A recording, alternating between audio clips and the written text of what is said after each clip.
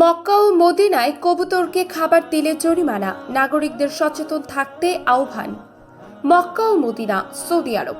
পবিত্র নগরী মক্কা ও মদিনায় এখন থেকে কবুতরকে খাবার দিলে গুনতে হবে জরিমানা। নগরীর পরিবেশ রক্ষা, জনস্বাস্থ্য বজায় রাখা এবং ধর্মীয় স্থানগুলোর পবিত্রতা অক্ষুণ্ণ রাখতে সৌদি সরকার এই সিদ্ধান্ত নিচ্ছেন।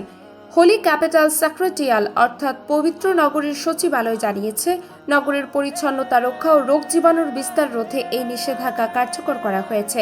পাশাপাশি স্থানীয় বাসিন্দা ও আগত হাজি ওমরা যাত্রীদের উৎসাহিত করা হয়েছে যেন কেউ কবুতরকে খাবার খাওয়ায় তার ছবি তুলে প্রমাণ হিসেবে স্থানীয় কর্তৃপক্ষের কাছে পাঠান। কর্তৃপক্ষের মতে, দীর্ঘদিন ধরে কবুতরদের খাওয়ানোর কারণে মসজিদুল হারাম ও মসজিদে নববীর আশপাশ কবুতরের সংখ্যা অস্বাভাবিকভাবে বেড়ে গেছে।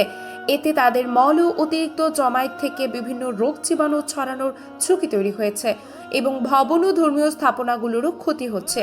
এই নিষেধাজ্ঞা কার্যকর করতে একটি বিশেষ নজরদারি দল গঠন করা হয়েছে।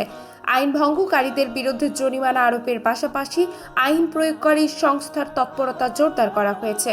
সৌদি সরকার এর আগেও ফুটপাতের ব্যবসা, বর্জ্য ব্যবস্থাপনা ও জনসমাগম নিয়ন্ত্রণে নানা বিধিনিষেধ আরোপ করেছে। পবিত্র দুই নগরীর পরিবেশ সুরক্ষা এটি সর্বশেষ সংযোজন। বিশেষজ্ঞরা এই পদক্ষেপকে মক্কা মদিনার পরিবেশ ও ধর্মীয় পবিত্রতা রক্ষায় যুগান্তকারী পদক্ষেপ হিসেবে বিবেচনা করছেন।